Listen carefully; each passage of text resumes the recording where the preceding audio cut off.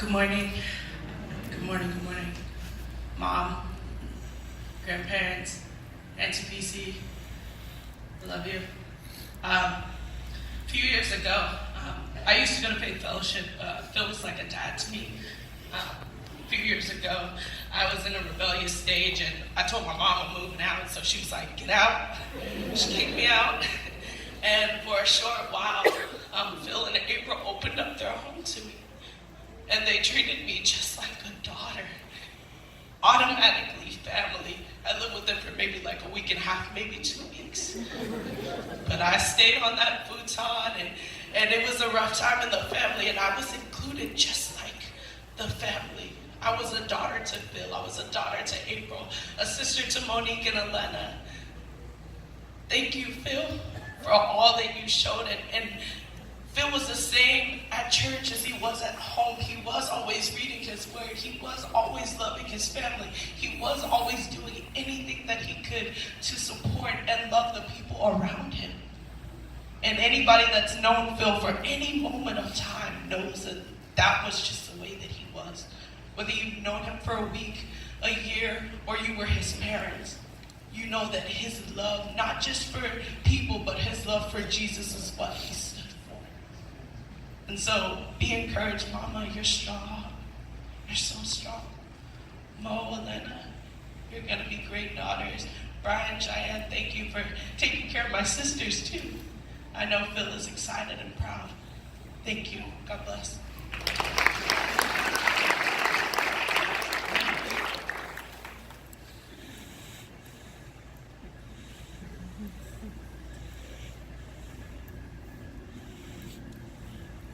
I'd like to give honor to God and give our sympathy to the family. FedEx is the other side of the family. And there's a lot of you guys in here. Can you guys please stand up?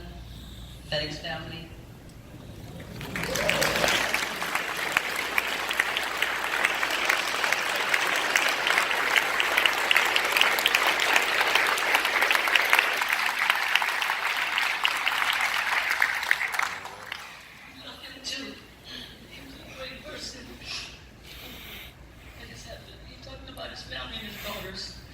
I've been known him over 20 years, and when I needed help at work, I was like, Big Phil, I need some help, because he was strong. Then he started driving trucks with us, but I just want to say our prayers are with you and the family. My brother Phil. I never met your family, but I talked about you all the time. I have three boys myself. We talk, go back and forth with birthdays. He challenged me, I challenged him. Thursday before he left, I prayed with him in the parking lot. Gave me this tremendous hug. And I said, wow. And last thing he says, God's will be done. God's will is being done. You guys are strong, and if you need anything. His brother, is his brother here? His brother? He always talked about him. Anyway, if you need anything, brother, come see him. He wants you to get saved most things in the world. That's what he was worried about. So, we're here for you. Family is here for you. God bless you all.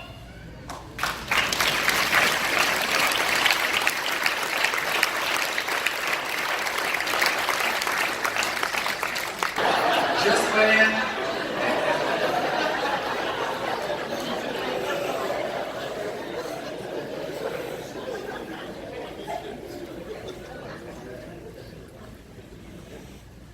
Hi, family.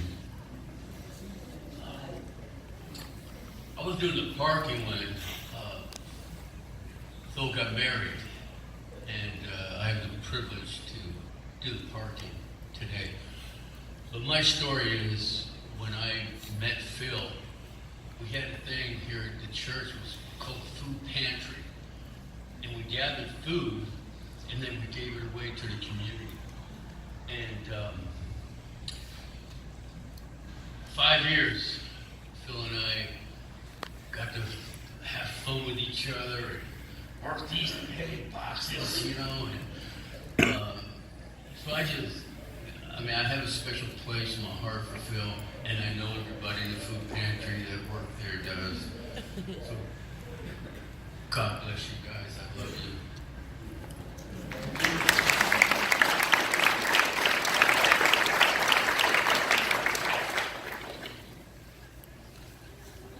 Malcolm Donaldson, and I think I began here at Faith Fellowship just shortly before Phil. And at one point, as I was watching Phil, and Phil and I had been armor bearing or security together, and he was already in the choir when I joined the choir, and I found out today we're both born in November. I'm on the 15th, and he's the 17th, and I was born at St. Luke's in San Francisco. And I've always felt you as my brother, those big hugs. Pastor Gary once said that, of all these men and all the people in this church, no one has more of a heart for God than Phil. And he showed it. And Phil's love, he would push. Actually, nobody here pushed like he would gently, lovingly. Malcolm, fruit of the Spirit, Galatians 5:22. And so I stumbled. It's something, kindness, and so he would run off on some of them. The fruit of the Spirit is love and joy and peace and perseverance and kindness and goodness and faithfulness. And I didn't know it. And he said, Malcolm, you really need to memorize these. He's right. Once you have it in your heart, nothing can take it from you. And Phil's touched so many of us here. And I know he got called home early, and that's an amazingly wonderful thing. We're supposed to be happy. We're stuck here behind, but what a great man, and he touched us. So let's run after him as he's with Christ now. And the closer we can be to this righteous man of God, I think we'll all be better off, and the world will be a better place. God bless you.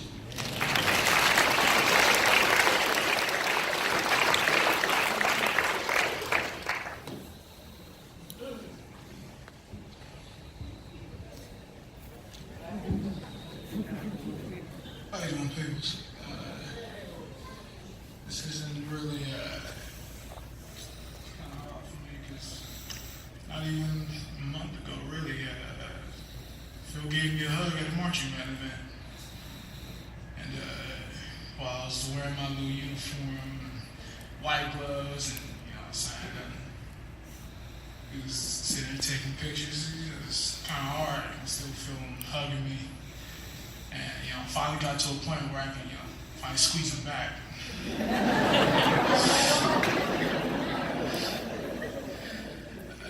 Phil was great.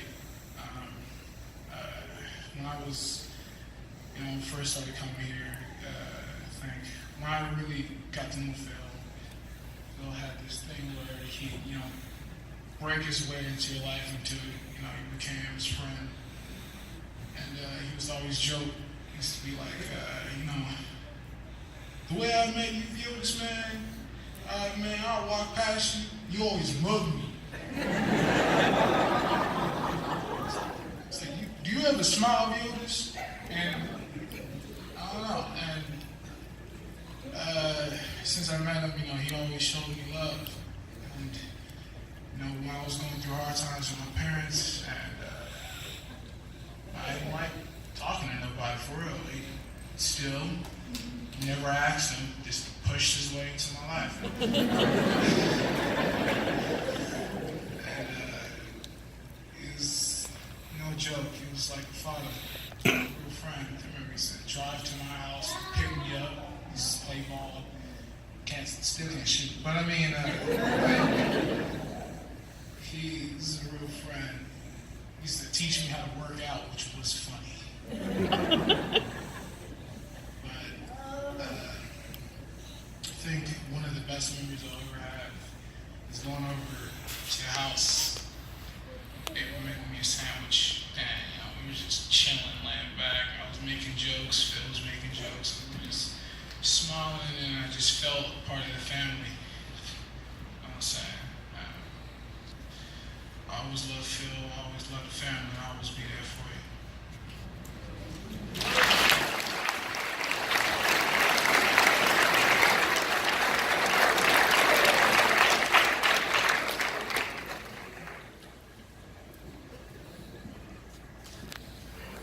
Hello, family. church family, I just want to say that I was here when Phil was here at the church, and as well as working at FedEx. I got to see both sides of him, and especially with his family and his dear family that I love. I wanted to say Phil was an important person in my life because of an example that he gave. He was a father to everyone and a friend. He loved all of us. And I wanted to say for this little part of me, when I met him, he did open hands, and I was never hesitant to go up to him because he was a gentle giant. When I first got the job at FedEx, I was nervous, scared, but he continued to approach me there. And he said, if you need anything, I'm there. You see, I was not raised with a father. I didn't know what a father example was, but that's what he was. And before he passed on Friday, Pastor Vince preached to us, to young Momentum. And he said, what would people remember you of? And it broke my heart because Phil was a father to two beautiful girls. Phil was a man of God. You don't see that nowadays. You don't see a man willing to be a daughter to those girls like me. And he was such a good man. And his sister as well, just talking about me, what he's done for his family and everything. He had such a big heart for everyone. And I just want to say thank you, God, for allowing me to witness of a good man that he's been to all of us. Thank you.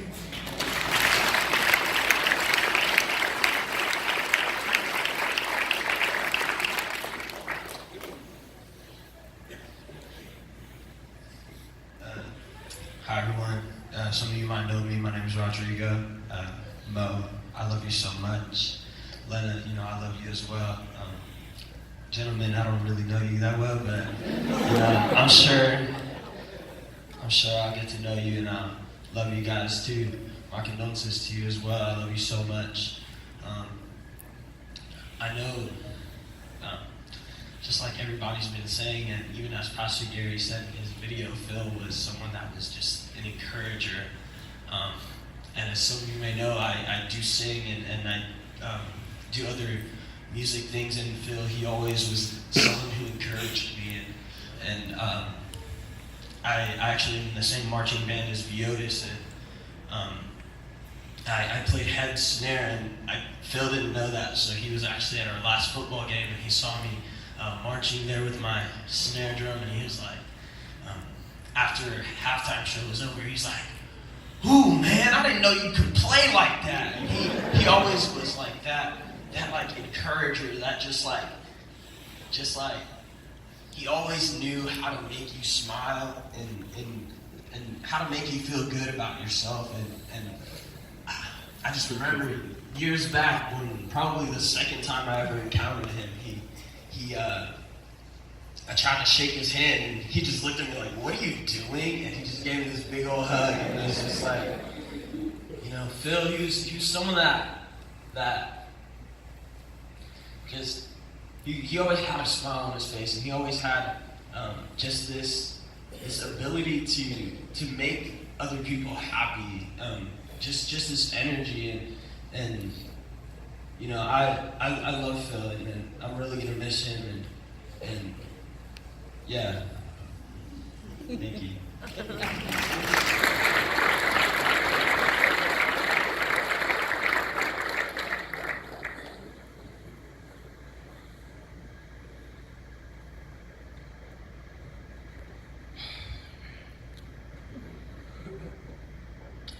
My condolences to the family.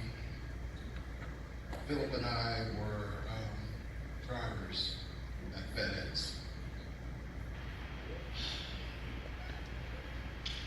Friends. We worked at the same station in Stockton. And because the hours we work, most of us folks that know what we do, we try to grab a cat nap before we have to do our run. So he would call and say, John, I'm getting ready to go. It's your turn. And I would say, may God cover you. Because what we do is dangerous. And a lot of people are rushing to get to work or whatever.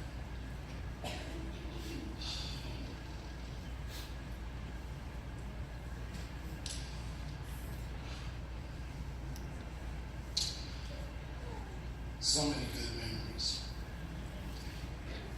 And our last conversation was, I was getting ready to go on vacation, and we talked. And he said, I'll see you when you get back next week.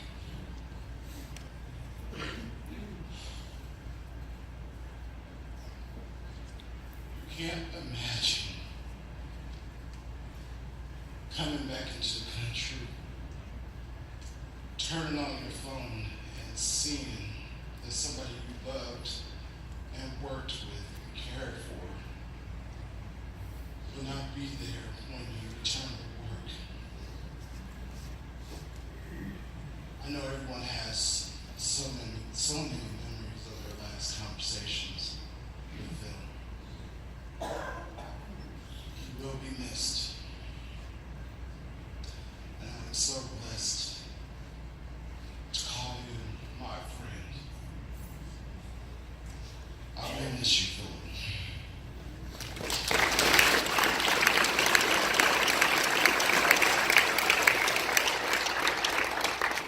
Hold on just 1 second. So before you speak, what we're going to do here in just a moment, I want to make sure that everyone that's this